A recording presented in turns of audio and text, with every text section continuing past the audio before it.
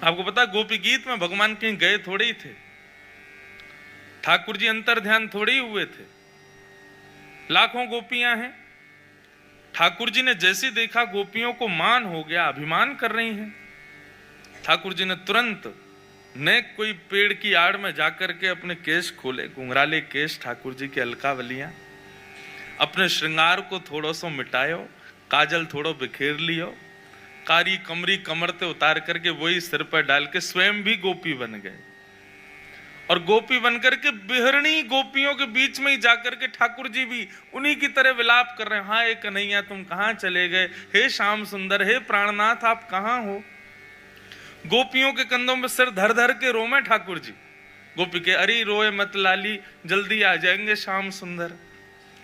ठाकुर जी हैं लेकिन देख रहे हैं बैठ के कि ये गोपियों का मान नष्ट हो रहा है कि नहीं। जैसी गोपी गीत गाया, गोपी गीत के एक एक शब्द में हमारे श्याम सुंदर आनंदित हो गए। गोपियों के बीच में बैठ करके सुन रहे हैं ठाकुर जी। और जैसे ही संपूर्ण गोपी गीत हुआ, ता श्यामा विरभूत सौरी स्मयमाय मुखम भुज पीतांबर धर श्रगवी साक्षान मनमथ मनमथ। गोपियों ने जैसे ही रुदन करना प्रारंभ किया, कृष्ण दर्शन लालसा, तुरंत ठाकुर जी अपनी कारी कमरी ऐसे उड़ाई ऊपर की ओर और तुरंत पीतांबरी पहन करके समस्त गोपियों के बीच में प्रकट हो गए। गोपियों ने जाकर के पकड़ा, कहां गए थे? बोले कहीं नहीं गए थे, यहीं बैठे थे आपके संग ही, देख रहे थे आप लोगों का मान नष्ट हो रहा है कि नहीं। ऐसे बंधुओं सत्संग में ठाकुर जी विराजमान रहते हैं और सब पे दृष्टि डाल के देखते हैं, कौन अभिमान कर रहा है, कौन उबासी ले रहा है, कौन सो रहा है, कौन कहा सोच रहा है, कौन कौन को देख रहा है, किसका मन कहां भटक रहा है। ठाकुर जी की पूर्ण दृष्टि पड़ती है जब व्यक्ति सत्संग में बैठा होता है। इसलिए भैया सत्संग में बहुत सावधानी रखो, ठाकुर जी के जितने प्रिय बन सको सत्संग में विराजमान होकर के उतने प्रिय बनने का प्रयास करो। ठाकुर जी पूर्ण रूपेण दृष्टि से देखते हैं। और जब कथा सुनते सुनते, भगवत भाव रसिकों की चर्चा सुनते सुनते रुरुदु स्वस्वरम राजन, जब नेत्रों से अश्रुपात होता है उस समय सोचना कि श्याम सुंदर आपको स्पर्श करके गए हैं, इसीलिए सत्संग में नेत्र सजल हो रहे हैं। संसार के लिए नेत्र सजल होना समझो संसार का स्पर्श है, परंतु भगवत संबंधी वार्ता, भगवत संबंधी दर्शन में नेत्रों में आंसू आ जाए ना, समझो श्याम सुंदर छू के गए अभी अभी। उनके स्पर्श का ही ये परिणाम है कि नेत्र भीग गए। तो ऐसे उत्सव, ऐसे समायोजन, ऐसे सत्संग की चर्चाएं होती रहनी चाहिए। ठाकुर जी आमंत्रित होते हैं, ठाकुर जी पधारते हैं, सबको देखते हैं कौन कैसे किस भाव में। कई बार हम कथा करते हैं, कथा करते करते देखते हैं कितने वैष्णव कितने भावावेश में आ जाते हैं, नेत्रों से अविरल अश्रुधार गिरती है बिना रोके। तब मन में भाव आता है ठाकुर जी इसको छू नहीं, इसकी गोद में ही बैठ गए, इसीलिए इतना भाव उत्पन्न हो रहा है।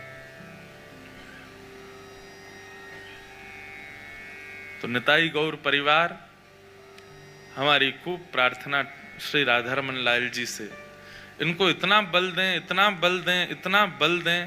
किस चीज के लिए? केवल केवल सत्संग के लिए। बाकी संसार के जितने भी भोग उपभोग आदि वस्तु हैं उसके लिए ठाकुर जी भले ही इनका बल ले लें, लेकिन सत्संग के लिए बल दें। ये बात बिल्कुल हम सत्य कह रहे हैं। ठाकुर जी से कभी भी सांसारिक उपभोगों के लिए किसी भी प्रकार का आशीष मत मांगा करो।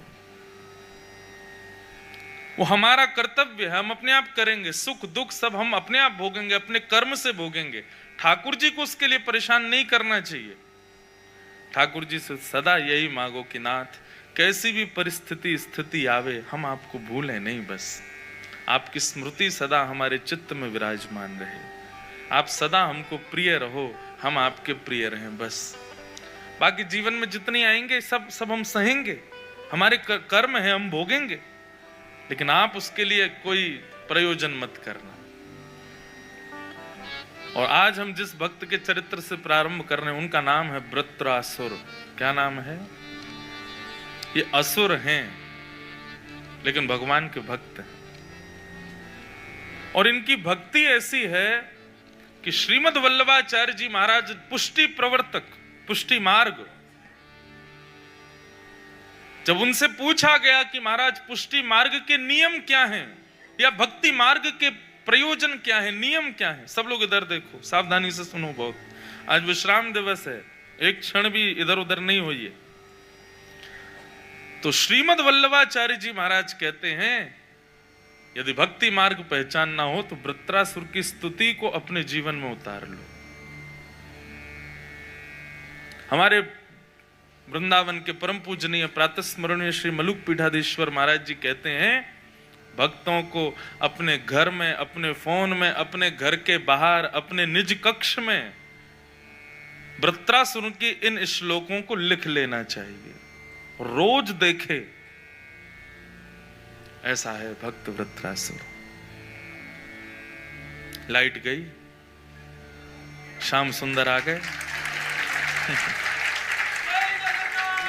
जय जगन्नाथ। कालिया आ गए हो, सब श्याम वर्ण के हो गए अचानक से हमें छोड़ के। तो यही तो मीराबाई का स्वरूप था। किसी को भी श्याम वर्ण में देखती है, बोलती तुम पे कितनी बड़ी कृपा है, ठाकुर जी ने अपना वर्ण दिया। तो बंधुओं, वृत्रासुर का पूरा चरित्र सुनाना अभी इतना अवकाश नहीं, परंतु वृत्रासुर की स्थिति केवल सुन लीजिए कि वृत्रासुर युद्ध मैदान में खड़ा था, और असुर है तो युद्ध किससे हो रहा होगा? देवताओं से। सामने वे सब देवता खड़े हैं जिनके मंदिरों में हम लंबी लंबी लाइन लगा करके दर्शन करने जाते हैं, वृत्रासुर को मारने के लिए खड़े हैं। इंद्र मुख्य रूप से खड़ा है, 33 करोड़ देवता खड़े, और वृत्रासुर असुरों की सेना लेकर के गया तो था लड़ने के लिए, परंतु देवताओं के हाथ में वज्र देख करके सारी सेना असुरों की भाग गई, अकेला वृत्रासुर रह गया।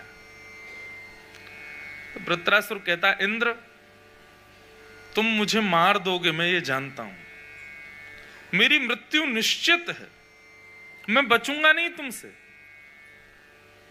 परंतु मैं कर्तव्य करूंगा, लड़ूंगा, परंतु लड़ने से पहले मैं अपनी एक अंतिम इच्छा पूरी करना चाहता हूं। इंद्र बोले, क्या है तुम्हारी अंतिम इच्छा? बोले, मैं बस अपने प्राण त्यागने से पहले अपने प्रियतम को स्मरण करना चाहता हूं, मेरे प्राण जाने वाले हैं, मैं चाहता हूं कि मैं नाथ को एक बार स्मरण कर लूं, मुझे आज्ञा है इंद्र। इंद्र कहते हैं, कितना समय चाहिए? बोले, जितना दे सको, क्योंकि अपने हृदय की बात प्रियतम से कहने के लिए समय कितना भी दे दो कम ही पड़ जाएगा, परंतु फिर भी मुझे अंतिम इच्छा पूरी करने दो। सारे देवता बैठ गए, मानो ऐसे बैठे हो जैसे कोई वक्ता मंच पर बोल रहा हो और सब श्रोता बैठे हो, ऐसे 33 करोड़ देवता बैठ गए, और वृत्रासुर उन सब के बीच में मरने के लिए खड़ा है इन्हीं के हाथों। और तब भगवान की स्तुति गाता है, अपने आयुधों को नीचे पधरा दिया और आकाश की ओर देखता है। भोलेनाथ, मैंने सुना है कि आप वहां विराजते हैं, जरा मेरी प्रेम भावना सुनो ना। और वृत्रासुर क्या गाता है कि अहम हरे तब पादई कमूल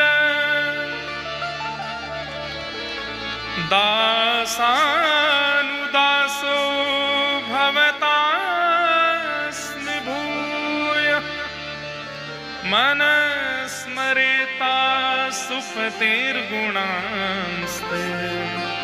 गृणीतवा कर्म करोतु काय। अगर संभव हो बंधुओं, ये 3 श्लोक याद कर लीजिएगा आप वृत्रासुर के। ये पहला श्लोक है, और कुछ मत करिए, बस आज ये कथा सुन लीजिए, इसी भाव में रोज अपने सेवित ठाकुर जी के सामने इन 3 श्लोकों को गाइए। आप हर दिन अपनी भक्ति में श्रेष्ठ होते चले जाओगे। वृत्रासुर कहता है, नाथ मुझे आपसे कुछ मांगना है। आकाश में श्री राधा रमन लाल प्रकट हो गए। मांगो। वृत्रासुर, क्या चाहिए? बोले, पहले वचन दो, जो मांगूंगा सो दोगे मुझे। भगवान बोले, तुम मांग लो, हम दे देंगे। बोले, नहीं नहीं नहीं, आप विश्वास के पात्र नहीं हो, पहले वचन दीजिए, जो मांगूंगा सो दोगे। ठाकुर जी ने वचन दिया, जो मांगोगे सो दूंगा। बताओ क्या चाहिए? अहम हरे तब पादई कमूल। ए नाथ, ए हरि, आपके पादों का, चरण कमलों का जो मूल भाग है, चरण कमलों का मूल भाग कौन सा होता है? नीचे का तलवा। आपके चरण कमलों के तलवे पर, तलवे के नीचे जो आपके दास बैठे हैं ना, भगवान बोले हाँ, तो बोले चरण पादई कमूल दासानुदासो भवदास्मि भूयः। आपके चरणों के नीचे जो दास बैठे हैं, उन दासों के चरणों के तलवे के नीचे जो दास बैठे हैं, उन दासों के चरणों के नीचे जो दास बैठे हैं, उनका मुझे दास बना दीजिए, ऐसी कृपा करो। मुझे आपका दास नहीं बनना नाथ, मुझे आपका दासत्व नहीं चाहिए। दासानुदासो भवतास्मि भूयः। मुझे आप नहीं चाहिए, आपके दासों के दास चाहिए। ठाकुर जी बोले, मेरे चरण क्यों नहीं चाहिए? दासानुदासो भवतास्मि भूयः, ऐसा भाव क्यों आता है तुम्हारे हृदय में? बोले, नाथ एक सामान्य सा संसार का एक प्रेम होता है, पिता और पुत्र का। पिता भले ही दिखाए ना, लेकिन अपने पुत्र से बहुत प्रेम करता है। जब पुत्र का जन्म होता है ना, सब नाचते हैं, लेकिन पिता खड़ा खड़ा कुछ नहीं कहता, नेत्र सजल हो जाते, मन ही मन नृत्य करता है। पर जो पिता अपने पुत्र के जन्म लेने पर नाचा नहीं था, वो अपने पुत्र के पुत्र जन्म लेने पर रोके से रुकता भी नहीं है, बहुत नाचता है। क्यों? क्योंकि जो नृत्य है ना, जो उत्साह है, वो पुत्र के समय दब गया था, लेकिन पौत्र के समय वो प्रस्फुटित हो जाता है। लेकिन कई सौभाग्यशाली दादा ऐसे होते हैं जिनके पौत्र के भी पुत्र उनके सामने जन्म लेते हैं। तब तो यदि वो दादा चल फिर भी ना पाता हो, तब भी उसकी खुशी का ठिकाना नहीं रहता। नाथ, मैं कहीं आपका दास बनाना, तो एक पुत्र होने पर जो पिता को प्रसन्नता होती, केवल उतनी प्रसन्नता आपको होगी। लेकिन यदि मैं आपके दासों के दासों का दास बना, तो एक परपौत्र के होने पर जो पितामह को खुशी होती, वो आपको होगी। नाथ, मैं आपको केवल सुख नहीं देना चाहता, मैं आपको अति आनंदित करना चाहता हूं। इसलिए नाथ, मुझे आपका नहीं, दासानुदासो भवतास्मि भूयः।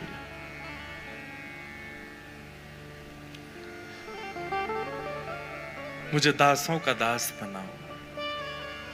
बंधु, मैंने पहले दिन भी कथा में कहा था, ठाकुर जी के चरण प्रीति प्राप्त हो, यह विशेष बात नहीं है, लेकिन ठाकुर जी के संत जन, वैष्णव जन, भक्त जनों की चरण प्रीति अगर हृदय में हो जाए, बहुत बड़ी बात है। ठाकुर जी उससे बड़े प्रसन्न रहते हैं। ठाकुर जी की अति प्रसन्नता का प्रतिफल स्वरूप होता है वैष्णव चरण सेवा में निष्ठा होना। लोगों को भगवत सेवा में आलस्य नहीं आता। ठाकुर जी की सेवा करवा लो कितनी भी, आलस्य नहीं आएगा, लेकिन संतों की सेवा में आलस्य आ जाता है, वैष्णवों की सेवा में आलस्य आ जाता है, कुभाव हृदय में उत्पन्न होने लगते हैं, भाव क्षीण हो जाते हैं। इसका मतलब वहीं आपकी दीनता और आपकी सेवा का परीक्षण होता है, जब किसी वैष्णव की आप सेवा करो। क्यों? क्योंकि ठाकुर जी को तो आप जैसी सेवा कर लो, बेचारे कुछ कहेंगे तो है नहीं। आप जली हुई रोटी का भोग लगा दो, बेचारे पा लेंगे चुपचाप। सुला दो, पंखा मत चलाओ, सो जाएंगे। एसी मत लगाओ, कोई बात नहीं। नुकीले चुबीले वस्त्र पहना दो, फिर भी ठाकुर जी बेचारे पहन के खड़े ही रहेंगे, ऐसे कुछ नहीं कहेंगे। लेकिन संत सेवा, वैष्णव सेवा, उसमें तो असली परीक्षा होती है कि आपको सेवा आती है कि नहीं। दासानुदासो भवतास्मि भूयः, पहली बात कि मुझे आपका दास नहीं बनना, आपके दासों के दासों का दास मुझे बना दीजिए। ठाकुर जी देख करके मुस्कुराने लगे, वाह वृत्रासुर, हमारे दासों का दास बनना है, इसके पीछे कोई कारण? वृत्रासुर बोला, आप कहीं मेरी स्तुति सुन करके ये मत सोचना कि मैं आपको मीठी मीठी बातें बोल करके अपने बातों के जाल में फंसा रहा हूं नाथ, आप कदापि ऐसा विचार मत करना। बंगाली में कहते हैं अति भक्ति चोरे लक्षण, अति भक्ति चोर का लक्षण होता है। कई लोग आपने भी देखे होंगे, वैसे तो देखो दुर्गुण किसी में नहीं देखना चाहिए, लेकिन कई लोग ऐसे होते हैं जबरदस्ती दुल्लर तिल्लर होते हैं चरणों में, जबरदस्ती अति भक्ति दिखाएंगे अपनी, और ये चोर का लक्षण होता है। मैंने तो कल भी कहा कि जो वैष्णव सच्चा भक्त होगा ना, वो अपनी भक्ति छुपाएगा, दिखाएगा नहीं।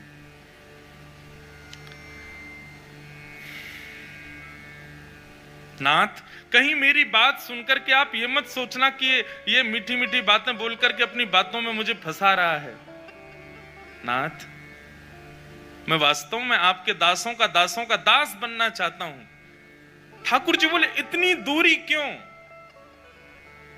तब वृत्रासुर कहता है, दूसरा श्लोक, न नाक पृष्ठम न च पारमेष्ठम न सार्वभौमं न रसाधिपत्यम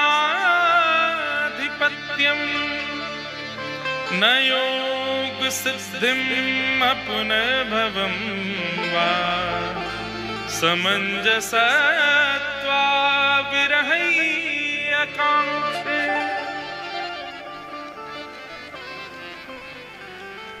बहुत सुंदर बात। वृत्रासुर कहता है, नाथ, मेरी बातें सुनकर के कहीं आप अपने मन में ये भाव मत ले आना कि सुंदर चुपड़ी हुई बातें करके मुझसे कुछ मांगने वाला है। शिव की पदवी, इंद्र की पदवी, त्रिलोक का राज्य आदि ये सब मुझे नहीं चाहिए। न नाक पृष्ठम न च पारमेष्ठम न सार्वभौमम, मुझे पूरी पृथ्वी का राजा भी नहीं बनना। आप कहीं ये सोच रहे हो इन सब के लिए मैं आपके सामने हाथ जोड़ करके स्तुति गा रहा हूं? मुझे संसार का कुछ नहीं चाहिए, मुझे इंद्र की पदवी नहीं, मुझे रसातल का भी राजा नहीं बनना।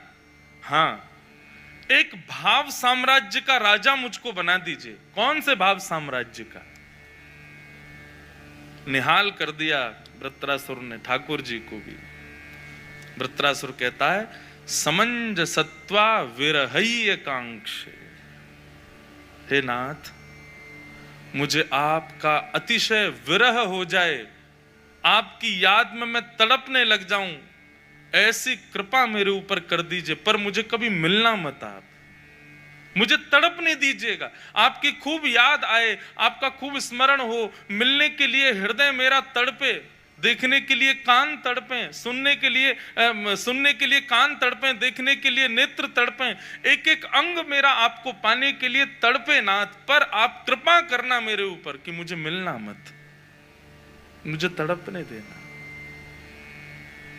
मेरे नेत्र रोएं पर दिखना मत, कान व्याकुल हों पर सुनना मत, मैं कितना भी पुकारूं आप आना मत, मुझे तड़पता रहने देना नाथ, क्योंकि आपके दर्शन में वो सुख नहीं है जो आपके दर्शन की इच्छा में सुख होता है।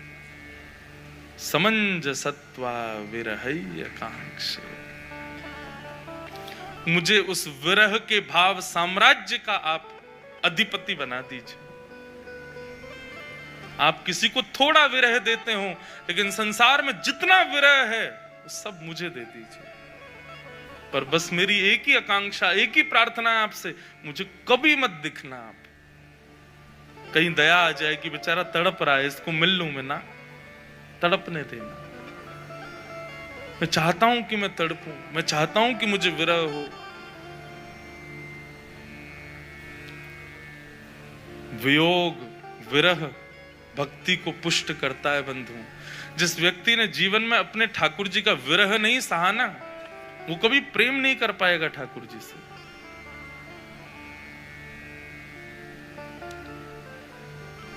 एक बात बहुत निष्कपटता निश्चलता से बोल दूं, हम गिरधर लाल जी की सेवा करते हैं, उन्हीं के संग सोते हैं, उन्हीं के संग रहते हैं, कहीं भी जा रहे हैं तो वो संग जाते हैं। इतना सानिध्य मिल गया ना, तो अब विरह नहीं होता उनका। हाँ, कभी लाल जी को दूर जाने की कोई चर्चा करे तो विरह होता है, और वो विरह ना हो उससे हमको डर लगता है। कभी कहीं कोई ऐसा कह दे कि भाई तुम अकेले ही चले जाओ, उस कथा में लाल जी को मत लेके जाओ, कभी माँ पिताजी घर के लोग कहते हैं तो व्याकुलता होती, नहीं लाल जी के बगैर हम कैसे रहेंगे। परंतु अति सामीप्य में विरह कम हो जाता है। हमारे पुजारी जी बैठे हैं, पूज्य श्री गोस्वामी जी राधारमन लाल जी को निज हस्त कमल से सेवा करते हैं। परंतु आपके यहां भी प्रणाली है कि एक वैष्णव सेवायत को एक बार सेवा के बाद फिर कुछ दिन का विरह सहना पड़ता है। 1 वर्ष 1.5 वर्ष 2 वर्ष सेवा नहीं आएगी उनकी। अब बात अलग है कि बीच बीच में ठाकुर जी की सेवा कोई और गोस्वामी की भी हो तो हम प्रवेश कर सकते हैं, आपके यहाँ ऐसी प्रणाली है। परंतु ये प्रणाली ऐसी क्यों बनी कि भाई इतने दिन का विरह सहना ही पड़ेगा, ठाकुर जी की दोबारा सेवा के लिए 1.5-2 वर्ष का समय लगेगा ही। क्यों? ताकि प्रेम अति सामीप्य में कम ना हो जाए। थोड़ा दूरी बनेगी, दूसरे पुजारी सेवा करेंगे, दूसरे सेवाएं जब सेवा में जाएंगे तो जिस सेवा से आप वंचित हुए उससे आपकी सेवा और व्याकुल रहेगी। अब 1.5 वर्ष का इंतजार है, 1.5 वर्ष बाद हम जाएंगे भीतर। बिना विरह के प्रेम पुष्ट नहीं होता बंधु। जिसने अपने जीवन में कभी विरह नहीं सहा, वो प्रेम की चरम उत्कृष्ट सीमा को नहीं प्राप्त कर पाएगा। मीराबाई, जब मीराबाई को बहुत याद आती थी ना ठाकुर जी की, तो मीराबाई पत्र लिखती थी। पत्तियां मैं कैसे लिखूं, लिखी न जाए। उसमें भी मीराबाई अपने प्रेम उद्गार पत्र में लिख करके ठाकुर जी को अपने हृदय को शांत करती थी, पर पत्र भी लिख नहीं पाती थी मीराबाई। क्यों? कलम धरत मेरो कर कांपत है, कलम धरत मेरो कर। और जैसे तैसे हाथ पकड़ के लिख भी देती हूं, सब मिट जाता है। क्यों? नैन रहे हैं झराए, पत्तियां में कैसे लिखी। रात भर रोती मीराबाई, या तो लिखा जाएगा नहीं, हाथ इतने कांपते हैं, और जैसे तैसे बेचारी संभाल के अपने हाथ को पकड़ के लिख भी लेती। इतने आंसू गिरते कि लिखने के बाद जब पत्र देखती ना, सब मिट गया होता था। कैसी विरह की अग्नि में तपती है मीराबाई। कौन नहीं तपा? मुझे नाम बताइए आप, किसी एक ऐसे भक्त का, किसी ऐसे एक वैष्णव का जिसने अपने जीवन में विरह ना सहा हो। गोपाल भट्ट की हृदय वेदना प्रगट्यो शाले ग्राम, रूप सुधा को खान हमारो श्री राधा रमण जी। विरह हुआ तभी तो प्रकट हुआ, बिना विरह के ठाकुर जी प्रकट नहीं होते। तो ये बात मैं उन लोगों के लिए कह रहा हूं, जैसे वृंदावन की याद आई तुरंत टैक्सी बुक किए भाग गए वृंदावन। अब नहीं करना है ऐसा। थोड़ा तड़पने दो खुद को, थोड़ा विरह में आने दो, थोड़ा व्याकुल होने दो हृदय को, क्योंकि व्याकुलता, विरहता ये प्रेम में और पुष्टि देती है। भक्ति का तीसरा सूत्र है विरह। जो विरह से बचता है, मैं खुद बचता हूं, लेकिन मैं आपको बोल रहा हूं आप मत बचो। मैं ज्यादा विरह में रहा तो फिर कथा नहीं कर पाऊंगा। लोग बाग इतनी व्यवस्थाएं कर देते हैं कथाओं की, बेचारों के लाखों रुपए खर्च होते हैं, कहीं वो बर्बाद नहीं हो जाएं, इसलिए हम ज्यादा विरह में रह नहीं सकते। पर आप तो रह सकते हैं ना, विरह सही है। बात कहूं तो कहत ना आवे। मीराबाई की स्थिति क्या है? पत्र लिखूं तो हाथ कांपता है, लिख भी दूं तो नेत्रों से आंसू इतने गिरते सब बह जाता है। किसी से कह लिया करो अपने मन की बात, थोड़ा हृदय हल्का हो जाएगा मीरा। तो बात कहूं तो कहत ना आवे, क्यों? जीव रही है डराए। जीव डरती है मेरी बोलने में। विपत हमारी देख तुम चाले, कहियो हरि जू सो जाए। किसी और को बोलते हैं, मैं ना तो बता सकती हूँ ना लिख सकती हूँ, लेकिन मेरी स्थिति देख तो रहे हो ना तुम, यही उपाय ठीक है। आप जाके श्री राधा रमन जी को वृंदावन बता देना मीरा की स्थिति कैसी है। पतियां मैं कैसे लिखूं, लिखी न जाए। मीरा के प्रभु गिरधर नागर, मीरा के प्रभु गिरधर नागर, चरण कमल रखाए, चरण कमल रखाए। पतियां मैं कैसे लिखूं, लिखी पतियां कैसे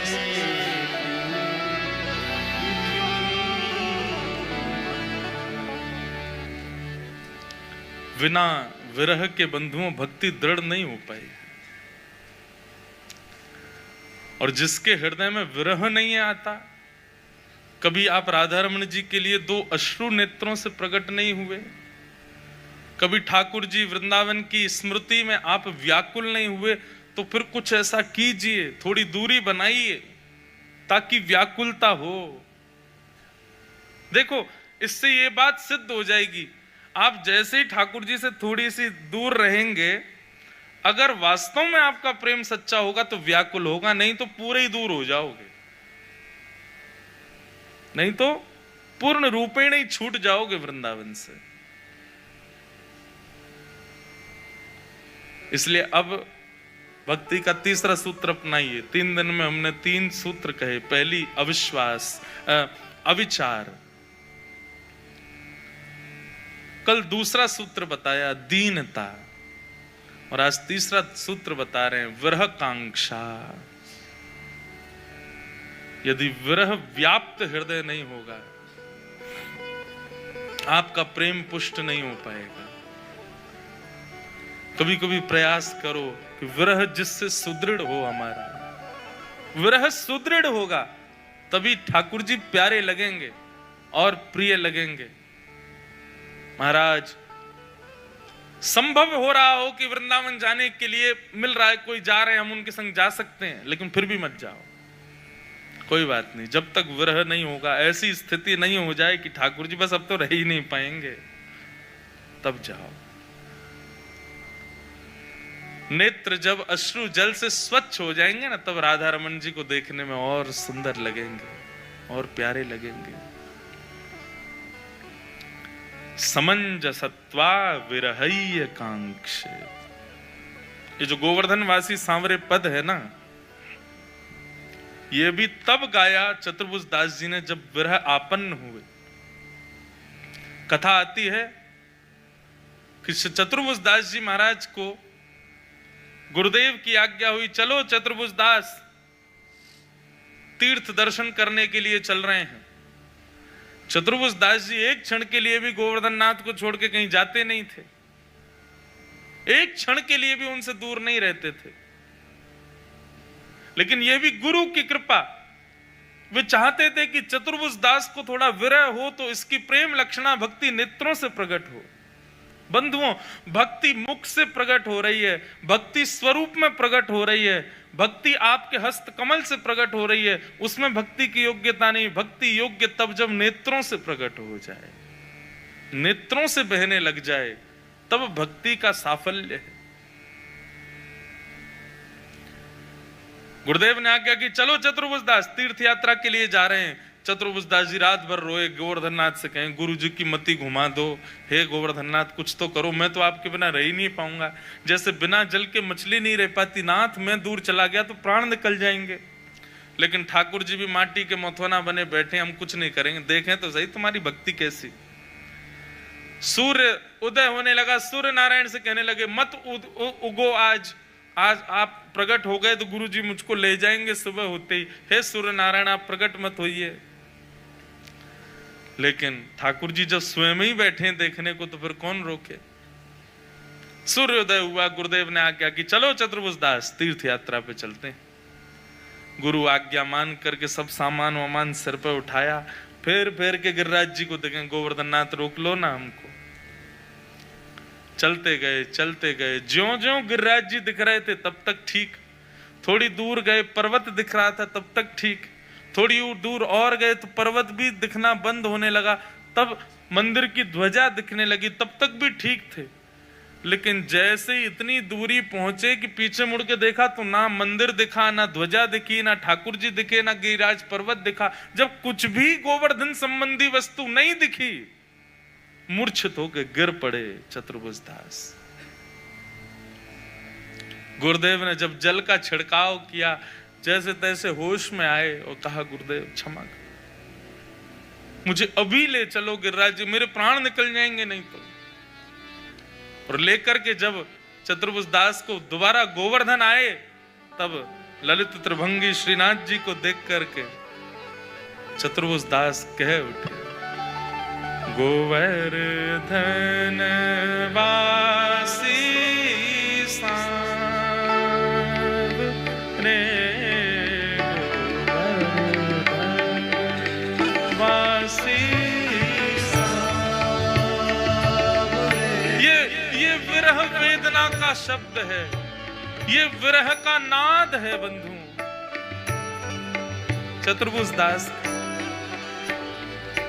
तुम बिन रयो न जाए,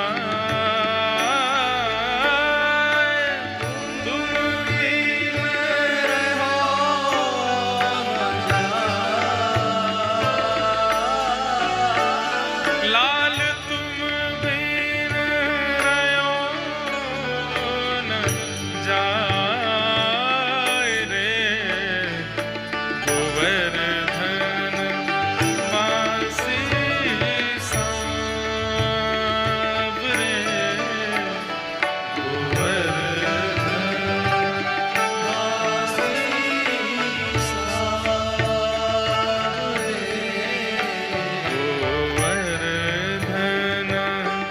वासी सांवरे, गोवर्धन वासी सांवरे, वासी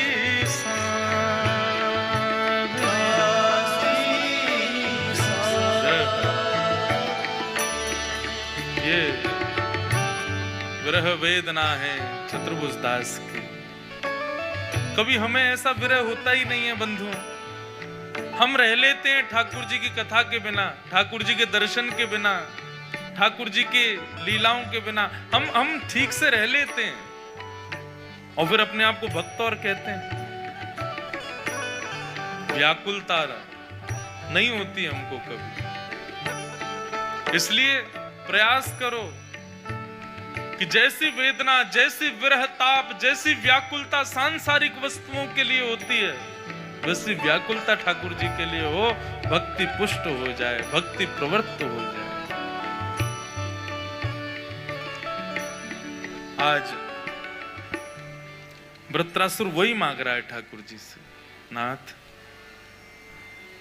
यूं ही नहीं वल्लभाचार्य जी ने इन श्लोकों को भक्ति का मार्ग, पुष्टि के सिरोधार्य के रूप में माना। ये साधारण नहीं है बंधुओं। समंजसत्वा विरहय्य कांक्षे। बंधुओं, जब ठाकुर जी सामने होते हैं ना, तो केवल दो नेत्रों को दिखाई देते हैं, लेकिन जब भक्त विरह में होता है तो रोम रोम को ठाकुर जी दिखाई देते, रोम रोम तड़पता है।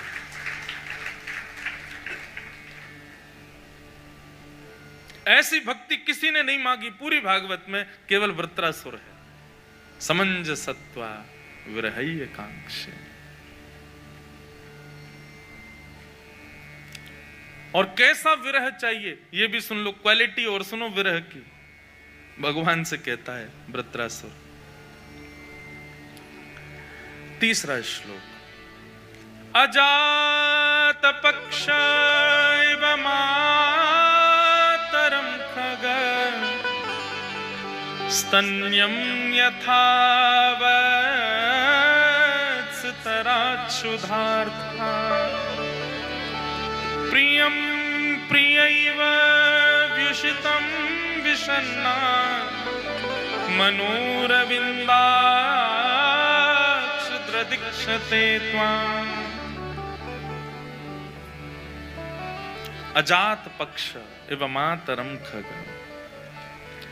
वृत्रासुर कहता है जैसे अजात पक्षी, अजात पक्षी किसको कहते हैं? जिसके पर नहीं निकले। वो पक्षी अपने घोंसले में बैठा रहता, कहीं नहीं जाता, भूख लगती है इंतजार करता है कब किसका, मां जाएगी, मां जाके दाना लेके आएगी, ला करके मुझे चुगाएगी, तब मेरा पेट भरेगा। तो जैसे नाथ वो अजात पक्षी बिना पंखों के उड़ नहीं सकता, केवल घोंसले में बैठा बैठा व्याकुल रहता है, मेरी मां कब आएगी, मेरी मां कब आएगी। ठीक वैसे ही नाथ मैं उस अजात पक्षी की तरह व्याकुल होना चाहता हूं। भगवान बोले वो अजात पक्षी के जब पंख निकल आते हैं ना, सबसे पहले अपनी मैया को छोड़ के भाग जाता है। ऐसे ही तू करेगा मेरे साथ। जिस दिन तेरे पर प्रकट हो जाएंगे उस दिन तू हमको छोड़ के चला जाएगा। वृत्रासुर बोला अच्छा सॉरी, दूसरी बात सुनो, दूसरा उदाहरण सुनो, कैसे मुझे विरह चाहिए। तो दूसरा क्या कहते हैं, स्तन्यम यथा वत्सतराच्छुधार्था। जैसे भूखा बछड़ा वन में चरने गई हुई गैया का इंतजार करता, मेरी मैया आ रही होगी, मेरी मैया आ रही होगी, उस प्रकार मैं तड़पना चाहता हूं नाथ, जैसे एक बछड़ा तड़पता है अपनी मां से मिलने के लिए। गौशाला में कभी देखो, बछड़े की आप नार की रस्सी खोल दो, बस क्या करेगा, उछलता कूदता, 5000 गैया हूं उसमें भी अपनी गैया को, मैया को ढूंढ लेगा, पहुंच जाएगा सीधा, थन से मुख लगा के पीने लगेगा। कितना व्याकुल रहता है वो हमेशा। ठाकुर जी बोले लेकिन भैया उसी बछड़े का जब पेट भर जाता है तो अपनी मैया को देखता भी नहीं है, तू भी ऐसा ही करेगा। वृत्रासुर बोला अच्छा तीसरी बात सुन लो, ये वाली में तो आप मुझे फेल नहीं करोगे। भगवान बोले बताओ तीसरी बात क्या है।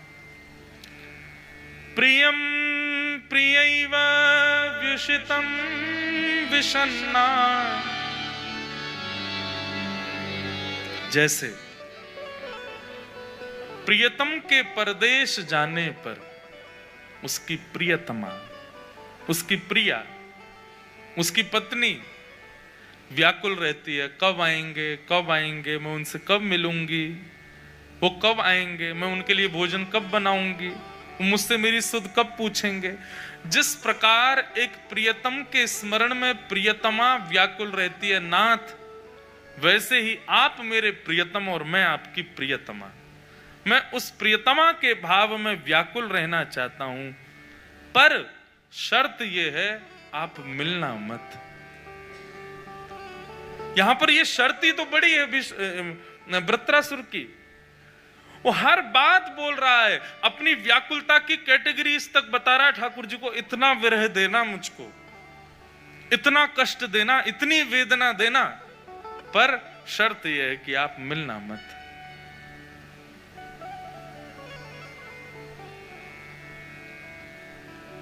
विरह,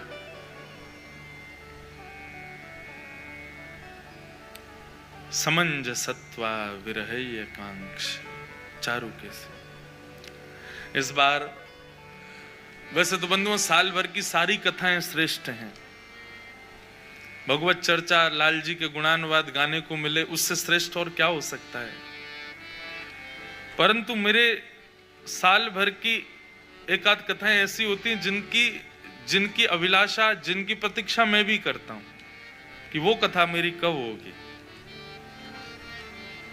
और इस वर्ष की वो कथा नवंबर में है, 1 से 4 नवंबर, श्री मीरा चरित्र।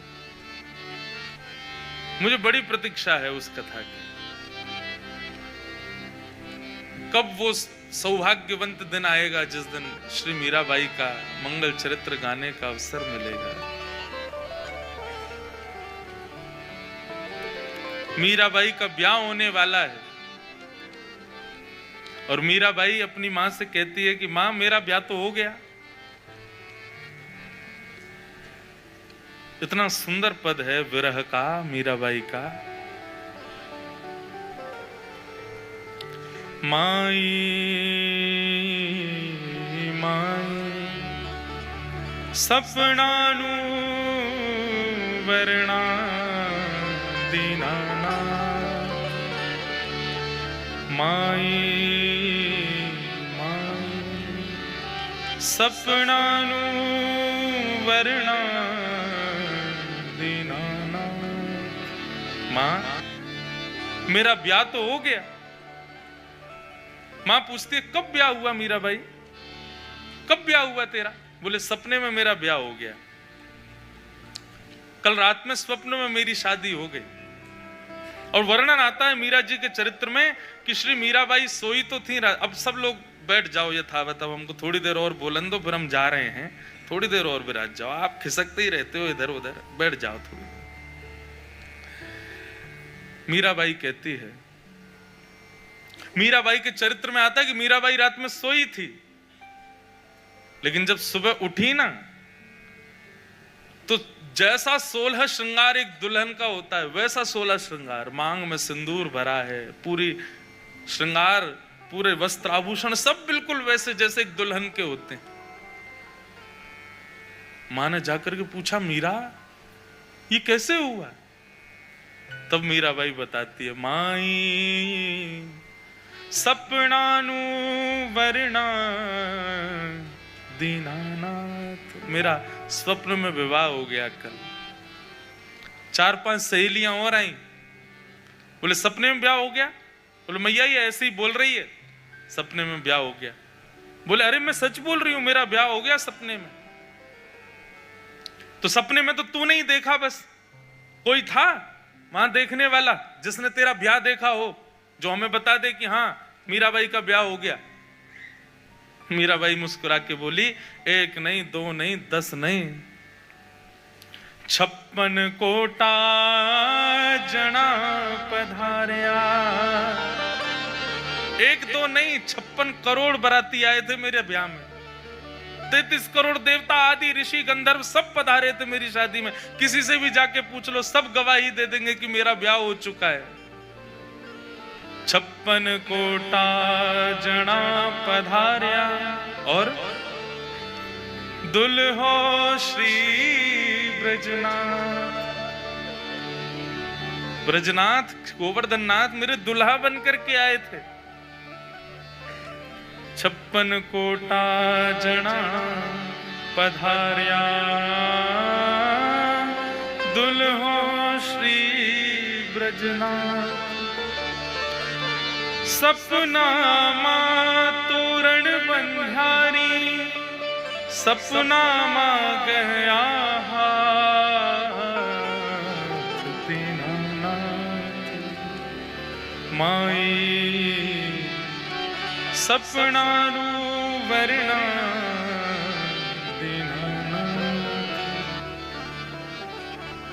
माँ ने कहा पागल मत बन मीरा, चल उठ, ये सपने के ब्याह और वो ब्रजनाथ, वो दीनानाथ, वो तू ही बैठी है क्या? तेरे से ही ब्याह करेंगे क्या वो?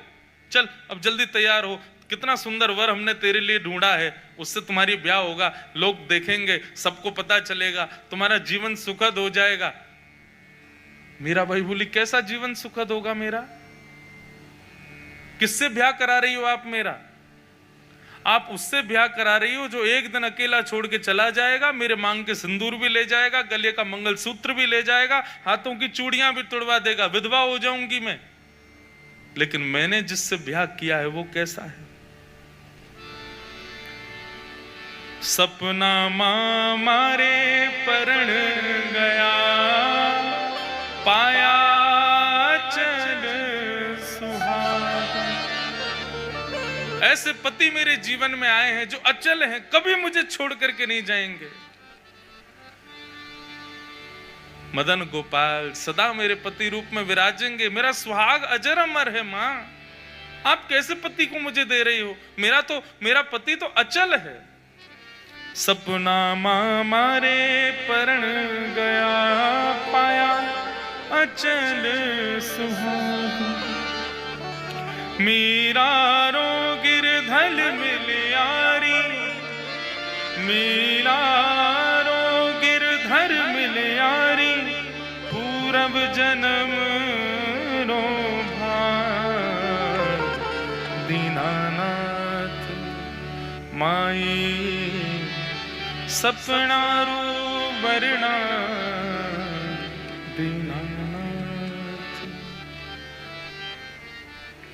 मीराबाई से विवाह तो ठाकुर जी ने स्वप्न में किया, लेकिन प्रियम प्रियैव व्युषितम विषन्नाः। जैसे प्रियतमा व्याकुल रहती है अपने प्रियतम से मिलने के लिए, ऐसी व्याकुल रहती थी मीराबाई। बुरा नहीं मानिएगा जो लोग कहते हैं ना हम पर ठाकुर जी की बड़ी कृपा है, मंदिर जाते हैं महाराज जी कितनी भीड़ हो, हमको सबसे आगे वाले दर्शन ही होते हैं। हम मंदिर जाते हैं, पुजारी जी हमको माला जरूर देते हैं। हम मंदिर जाते हैं, 56 भोग तो मिलेगा ही मिलेगा। ऐसा हो ही नहीं सकता बिहारी जी बुलाए ना, बिहारी जी हमको दिखे ना। तो आप अभी कृपा से वंचित हो। कृपा कब जानो पता है? वृंदावन पहुंचे, जैसे दर्शन करने के लिए गए सोई कपाट बंद हो गए, दर्शन ही नहीं हुए। मंदिर में पहुंचे लेकिन इतनी भीड़ की महाराज कोनी मार मार के बाहर ही कर दिया, मिले ही नहीं। खूब प्रयास किया बिहारी जी को निहारने का, लेकिन एक क्षण के लिए दर्शन हुए, लेकिन कुछ ऐसा आंखों में पड़ गया महाराज के धुंधले हो गए, ठाकुर जी दिखे ही नहीं। तब समझो ठाकुर जी की कृपा है।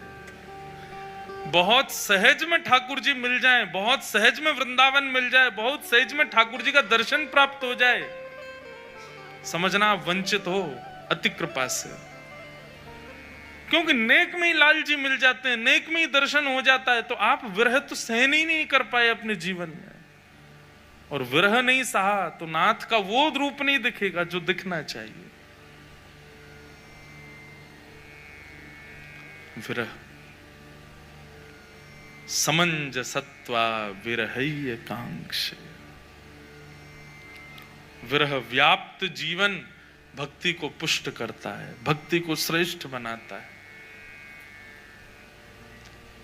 कई लोग रोते हैं, आते हैं, बताते हैं महाराज जी हमारे संग ठाकुर जी ऐसा क्यों करते हैं।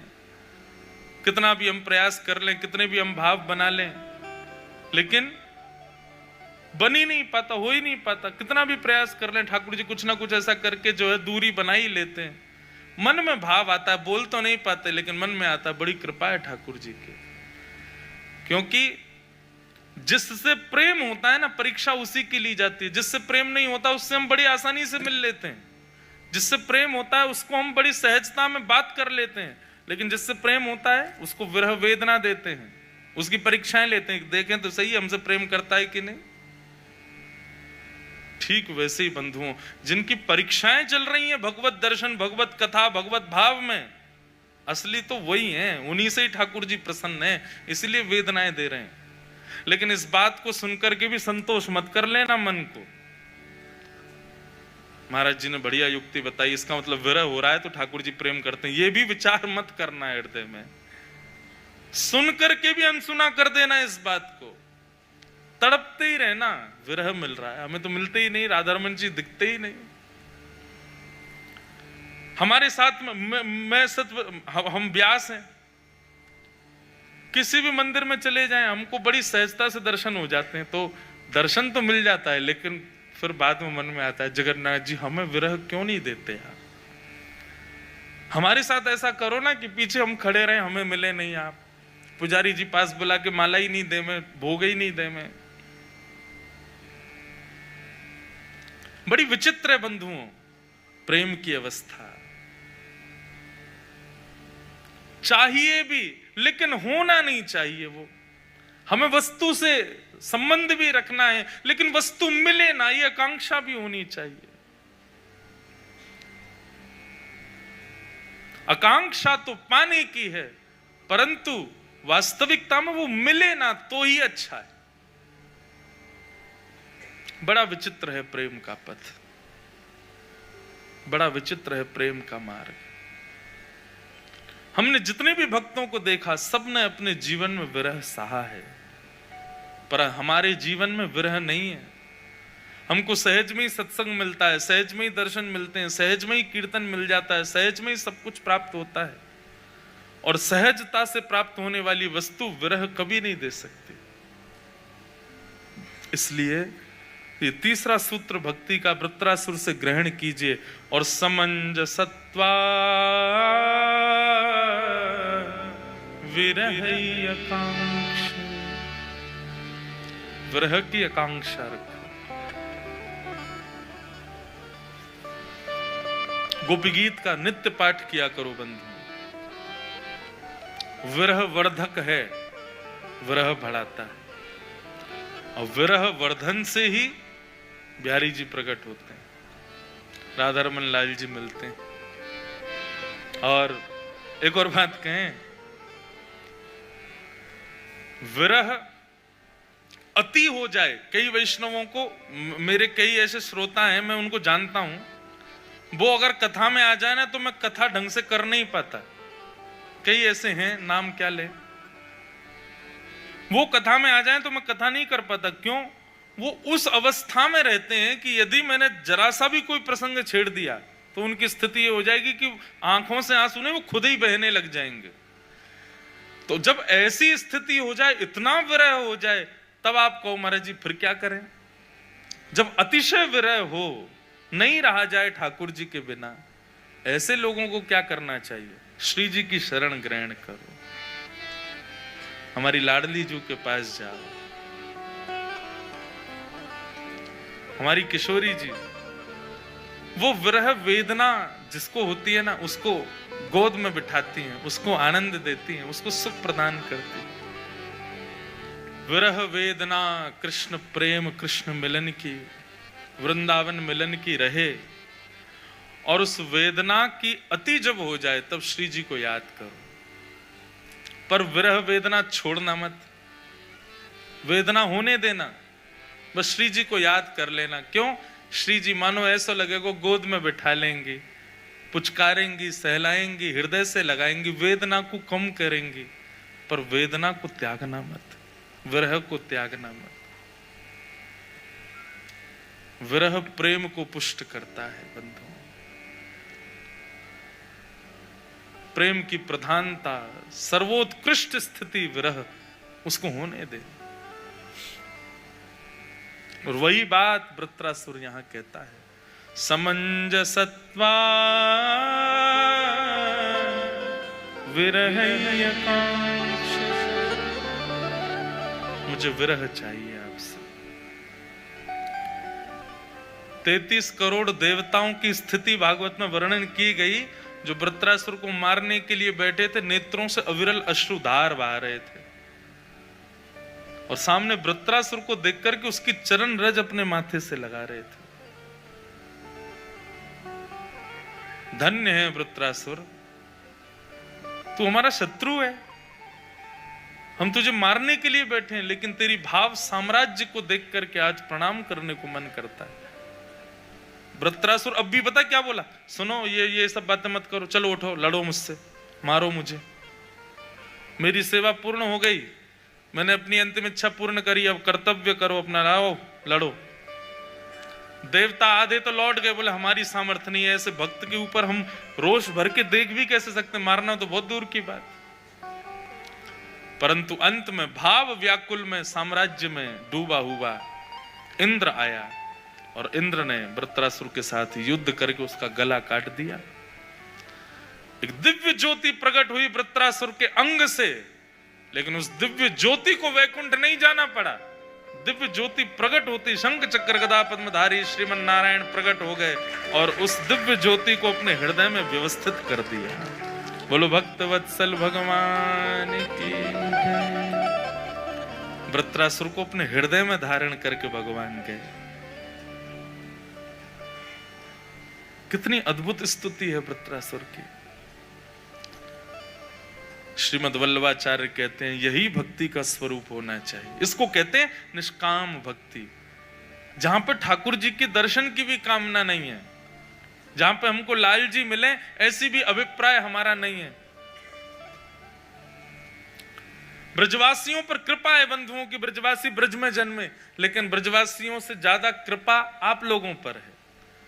क्यों? ब्रजवासी तो ठाकुर जी के हैं इसलिए ब्रज में जन्मे, पर आपको ठाकुर जी अपना बनाना चाहते हैं इसलिए दूर भेजा। दूर रहो, हमको याद करो, प्रेम लक्षणा भक्ति अपनी प्रकट करो, विरह आतुर रहो, स्मरण करो हमारा। मैंने पहले दिन भी कहा, श्रेष्ठता इसमें नहीं कि बार बार आप वृंदावन जाओ, श्रेष्ठता इसमें कि वृंदावन आपके हृदय में आवे, वृंदावन आपके हृदय में प्रकट हो।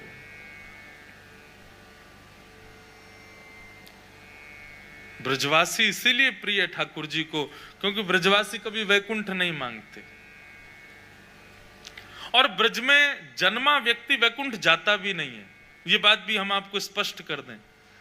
वृंदावन में तप साधन नियम करने वाला व्यक्ति वैकुंठ गोलोक धाम आदि ये सब कहीं नहीं जाता। वो कहां प्रस्थान करता है? हमारे वृंदावन में एक पद गाया जाता है,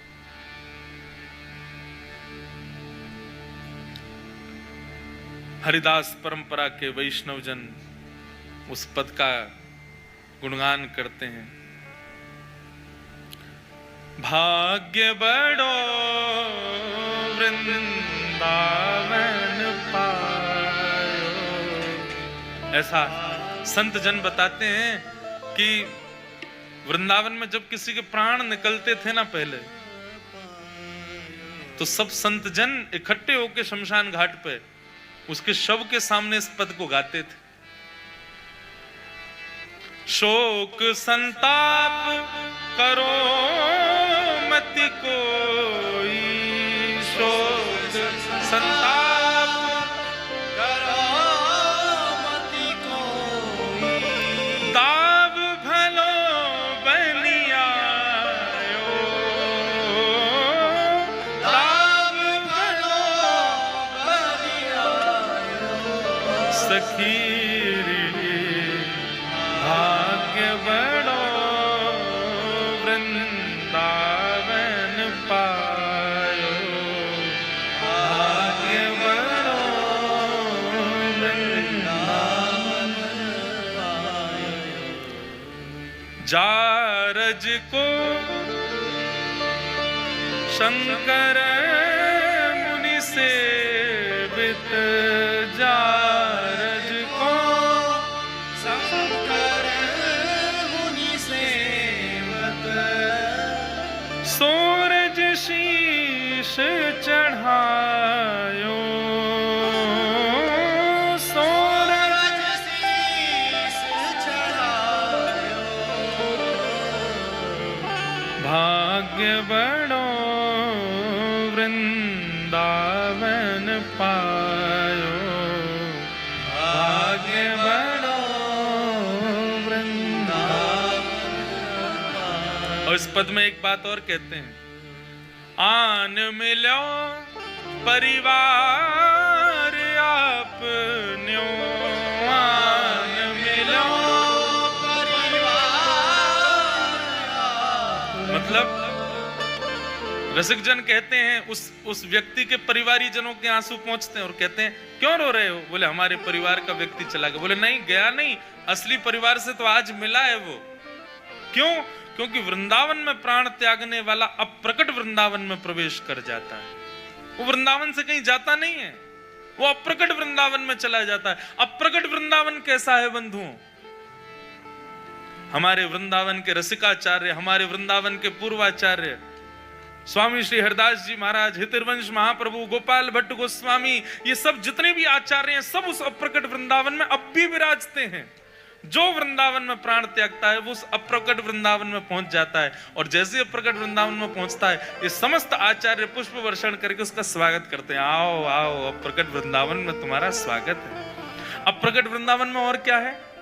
बिहारी जी का मंदिर है, राधा वल्लभ जी का मंदिर है, राधा रमन जी का मंदिर है, दामोदर जी हैं, गोविंद देव जी, गोपीनाथ जी सब हैं, पर अचल नहीं है, सचल हैं। चलते फिरते, उठते बैठते, खाते पीते, नाचते।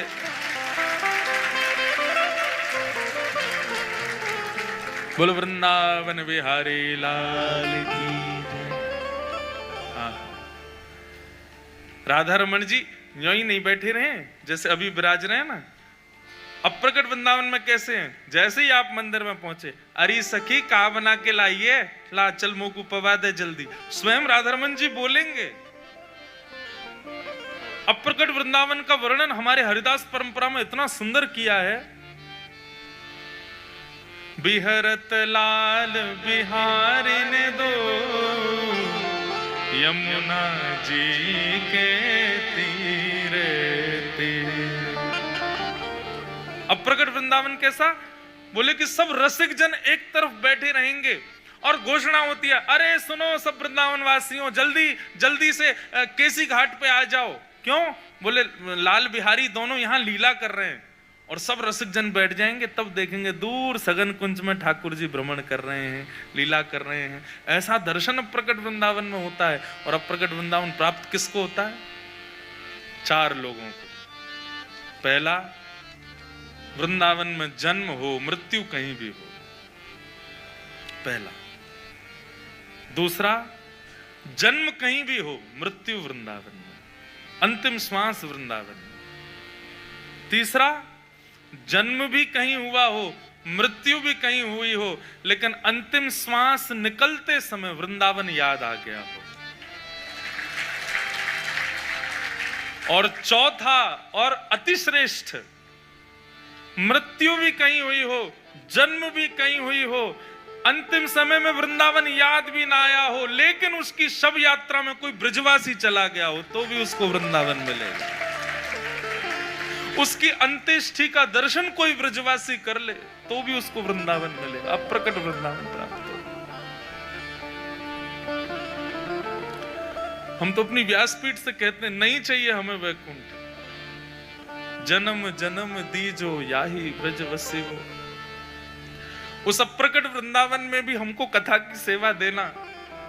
कभी राधा रमन जी के सामने बैठ के, कभी बिहारी जी के सामने बैठ के, राधा वल्लभ जी के सामने वो बैठ के थोड़ी पे हाथ लगा के सुने, हम उनके कथा प्रसंग उनको सुना में, ये सुख प्राप्त होना।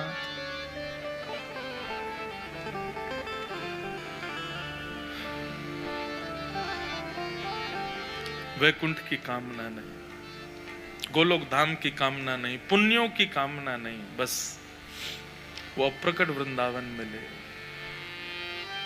इसलिए भैया सदा वृंदावन को याद करो। मैं तो अपनी कथाओं में बहुत जोर देता हूं इस बात पे, वृंदावन जाना श्रेष्ठ नहीं है, वृंदावन को भजो, वृंदावन को याद करो। वृंदावन स्वयं हमारी श्री जी के हाथों से बना हुआ है। वृंदावन स्वयं श्री जी ही हैं। मंदिरों में केवल श्याम सुंदर दिख रहे हैं, श्री जी कहाँ हैं? अरे भैया तुम जिस वृंदावन में रह रहे हो, सो रहे हो, खा रहे हो, पी रहे हो, पढ़े हो, वो वृंदावन ही है, वो श्री जी ही हैं। वृंदावन में जाके कुछ पा रहे हो, पवाता कौन है? बालकों को मैया पवाती है। वृंदावन में एक अन्न भी पा रहे हो, श्री जी के कृपा से ही पा रहे हो। वृंदावन में जलपान कर रहे हो, श्री जी कृपा से ही कर रहे हो। वृंदावन में सो रहे हो, श्री जी की गोद में ही सो रहे हो। ठाकुर जी प्रकट हैं मंदिरों में, पर श्री जी कहाँ हैं? श्री जी तो वृंदावन ही है। वृंदावन जाओ नहीं, वृंदावन को स्मरण करो, सदा आपके चित्त में रहे, हृदय में रहे, सदा उसका जप करो। लोग मुझसे कहते हैं महाराज जी कोई अच्छा मंत्र बताओ भगवान की उपासना का। मैं कहता हूं वृंदावन वृंदावन वृंदावन वृंदावन वृंदावन वृंदावन वृंदावन, इसी को जपो। वृंदावन जपोगे सबको जप लोगे, वृंदावन भज लोगे सबको भज लोगे।